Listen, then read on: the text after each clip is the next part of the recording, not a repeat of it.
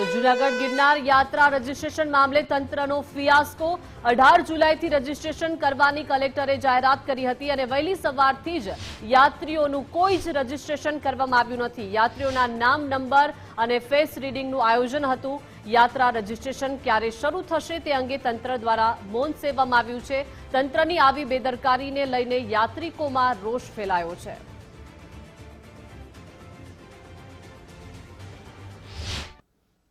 यहाँ से तो कुछ नहीं हुआ, जो गेट है सामने का वहाँ तो गवर्नमेंट का कुछ ये नहीं हुआ, खाली बैग वगैरह चेकिंग वगैरह होगा, बाकी कुछ नहीं। अच्छा, रजिस्ट्रेशन क्यूआर कोड में ना ना कुछ नहीं। अच्छा, आप लोग चढ़ के उतर गए क्या? हाँ चढ़ के आ गए, नहीं पूरा नहीं गए, हम बीच में से आ गए। अच्छा हाँ कैसी रही यात्रा? अच्छा रहेगा। और अगर ये रजिस्ट्रेशन हो जाए तो कैसा रहता? हाँ इतना ही होगा कि कौन कितने आदमी ऊपर गए, नीचे कौन आए, बीच में कुछ हादसा होगा, कुछ होगा तो उसका आइडेंटिटी प्रूफ रह जाएगा कि भाई ये महाराष्ट्र का है, ये गुजरात का है, दिल्ही का है, जो भी है वो हो सकता है। અહીંયા ગિરનાર માટે આવ્યો હતો, પણ અહીંયા એ પ્રત્યે જે આગળ કિસ્સો બન્યો એ પ્રત્યે જોઈને લાગતું નથી કે કોઈ રક્ષણ જેવું, કોઈ સુરક્ષણ જેવું લાગતું નથી। એ કોઈ વ્યવસ્થા એવી લાગતી નથી। રજીસ્ટ્રેશન સાહેબની કોઈ સુવિધાઓ છે નહીં। ખરેખર થવું જોઈએ કે ના થવું જોઈએ? થવું જોઈએ, આમ તો પબ્લિક બહુ આવે છે તો થવું જ જોઈએ, તો એ પ્રમાણે થયું નથી। ગિરનાર સીડી ઉપર જે દુર્ભાગ્યપૂર્ણ ઘટના બની અને સિંહ એક બાળકને ખેંચીને ફાડ ગયો, ત્યારબાદ વન તંત્ર છે તે સફાળું જાગ્યું છે।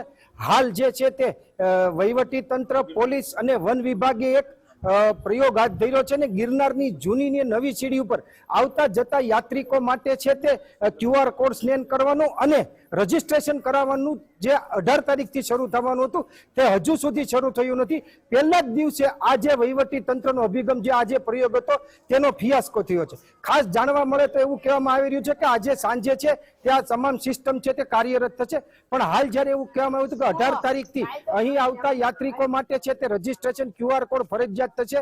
જો કોઈ યાત્રિકો આગળ સ્માર્ટફોન નહીં હોય તો અહીંના કર્મચારીઓ તેનું રજીસ્ટ્રેશન કરશે। કોઈ પણ યાત્રિકોએ છે તે પોતાનું ઓળખ કાર્ડ આપવાનું રહેશે, તેને લઈ અને તેઓ પણ રજીસ્ટ્રેશન કરી શકશે। પણ હાલ જે આ રજીસ્ટ્રેશનની માહિતી આવી છે, જે ક્યુઆર કોડ હજી ગિરનારની સીડી ઉપર ક્યાંય બતાતો નથી અને જે વહીવટી તંત્ર અને વન વિભાગે જે આ પ્રયોગ હાથ ધર્યો છે તે કેટલા અંશે સફળ થશે તે જોવાનું રહેશે। અતુલ વ્યાસ, ગુજરાત ફર્સ્ટ, જૂનાગઢ।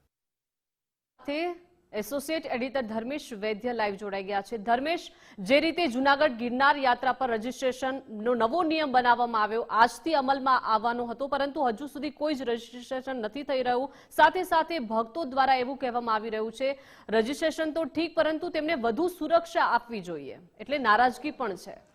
દીપિકા, કહી શકાય પર્વત, પાણી અને પર્યાવરણની ભૂમિ ઉપર એક આસ્થા સમા ગિરનાર પર્વત ઉપર લાખો શ્રદ્ધાળુઓ બારે માસ, હું બારે માસ એટલે બોલું છું કે ચોમાસામાં પણ યાત્રિકો ત્યાં આવે છે। ત્યાં રોપવેની સુવિધા પછી પણ લોકો સીડી ઉપર ચડીને ગિરનાર પર્વતની યાત્રા કરી રહી છે। દત્તાત્રેય હોય, નેમિનાથ હોય, અંબાજી હોય, ત્યાં દર્શન કરવા જાય છે। પરંતુ જે નિયમ લીધો છે એનો કચવાટ ખાસ કરીને સંતોમાં જોવા મળી રહ્યો છે, યાત્રિકોમાં જોવા મળી રહ્યો છે કે હવે સિંહવાળી ઘટના જે બની 50 પગથિયે અને એ પછી જે રજીસ્ટ્રેશન કરવાની વાત છે એને કારણે કચવાટ છે।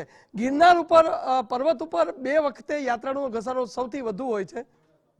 દેવનાથ બાપુ આપણી સાથે જોડાયા છે, એકલધામના મહંત કચ્છના। દેવનાથ બાપુ, ગિરનાર પર્વત ઉપર આવતા યાત્રિકોનો હવે રજીસ્ટ્રેશન ફરજિયાત છે। હવે જે અડગ સમાન, આસ્થા સમાન પર્વત છે ત્યાં જતા આવતા લોકો માટે ક્યુઆર કોડથી સ્કેન કરવાનું અથવા ઓફલાઈન ઓનલાઈન રજીસ્ટ્રેશન થશે। આ નિર્ણયને સંત તરીકે આપ કઈ રીતે ગણો છો? ધર્મેશભાઈ, પહેલી વાત તો એવો હું પૂછવા માંગુ છું, ભાઈ આ કારણ એનો શું, શાના માટે? કોઈ કારણ તો હશે ને, નહીં તો આ તો હજારો વર્ષની પરંપરા છે। ત્યાં કોણ જાય છે? હિન્દુ સિવાય તો બીજો કોઈ જતો નથી। જી, હિન્દુ જાય છે। રજીસ્ટ્રેશન પાછળનો હેતુ શું છે?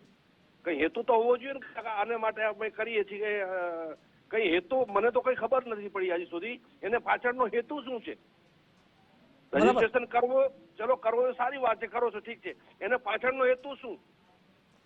ભલે 50 બાપુ 50 પગથિયે જે હમણાં સિંહની દુર્ઘટના બની ગઈ અને એક બાળક આખો ભોગ બન્યો, એને કારણે કદાચ સાવચેતી રાખવી જરૂરી હતી, પણ ગિરનારમાં 2 પ્રસંગો હોય છે, એક પરિક્રમા અને ભવનાથનો મેળો।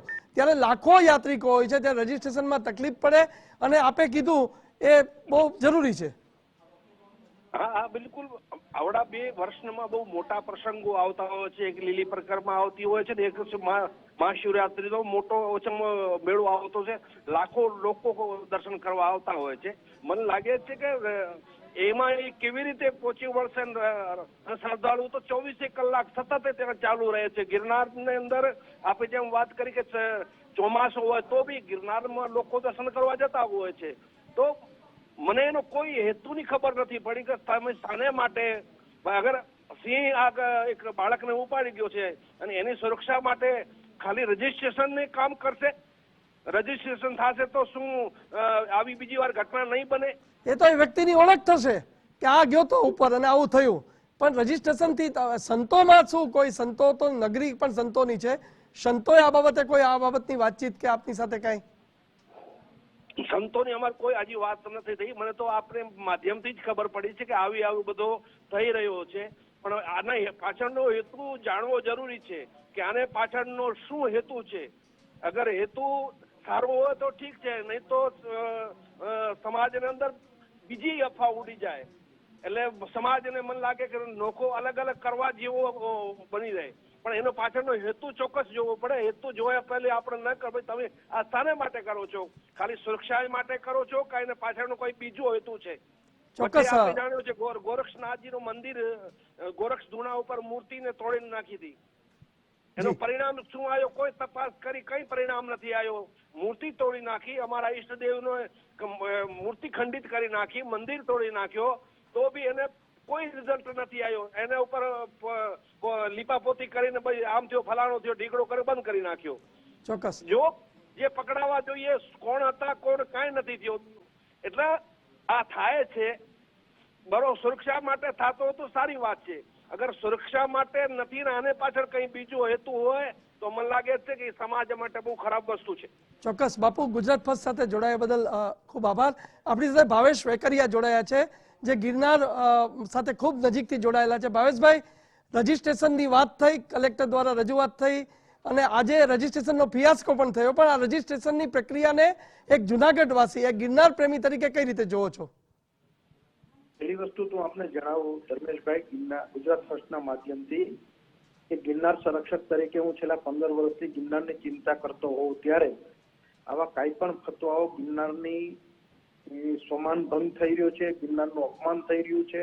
કારણ કે વાર્ષિક ઓછામાં ઓછા 2.5 થી 3 કરોડ લોકો જ્યારે સનાતની હિન્દુ સમાજના લોકો ગિરનારના દર્શન માટે, માં અંબાના દર્શન માટે, ભગવાન દત્તાત્રેયના દર્શન માટે આવતા હોય ત્યારે આવડી મોટી વ્યવસ્થાને કઈ રીતે તમે રજીસ્ટ્રેશનના દાયરામાં લાવી શકો? એક વાત.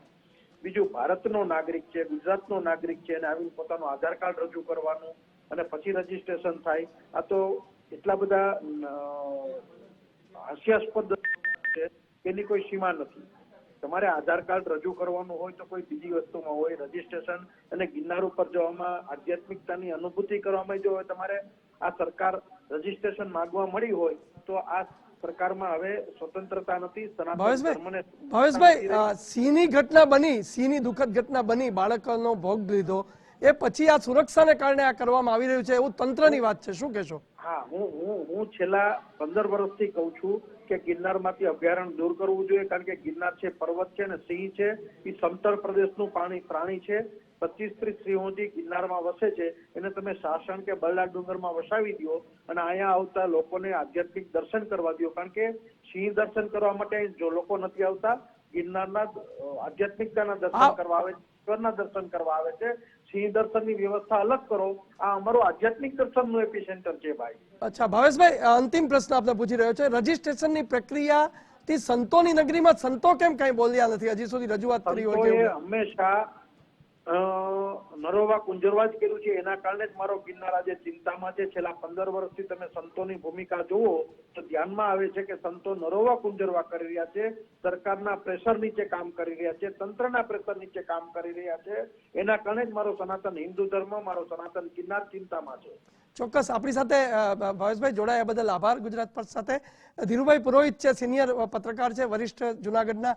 ધીરુભાઈ, જુનાગઢ માટે કંઈક નવીન હમણાં થતું રહે છે અને એમાં આ સમાચાર આવ્યા કે રજીસ્ટ્રેશન ગિરનાર ઉપર, અને જો કે ફિયાસ્કો થયો, આજે રજીસ્ટ્રેશન થયું નહીં, પણ જ્યાં કરોડો યાત્રિકો આખા 12 માસ આવતા હતા, મેં કીધું ચોમાસામાં પણ યાત્રિકો આવે છે, ભલે રોપવે થયો તો લોકો સીડી ઉપર જાય છે, આ પ્રક્રિયાને આપ કઈ રીતે મૂલવો છો એક પત્રકાર તરીકે? બહુ સારો સવાલ છે તમારો. હું આખી પ્રક્રિયાને એક પ્રાકૃતિક બાબતથી મને વર્ણન કરવાનું મન થાય છે. જે રીતે ભાવેશભાઈએ વાત કરી કે ગિરનાર સનાતન ધર્મનું મુખ્ય કેન્દ્ર છે, એ વાત સાચી છે. પણ ભાવેશભાઈથી થોડોક ઉપર ઉઠીને વાત કરું છું. ભાઈ, સિંહ પણ સનાતન ધર્મનું પ્રતીક છે. સિંહ પણ માતાજીનું વાહન છે. જ્યાં એક સમયે સિંહ અને માણસ રહેતા હતા, ક્યારેય પણ માણસ અને સિંહ વચ્ચે ઘર્ષણ થયું નથી.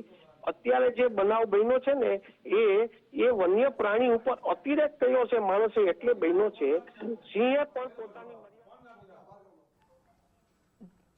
જી ધર્મેશ, આભાર જોડાયા તે બદલ.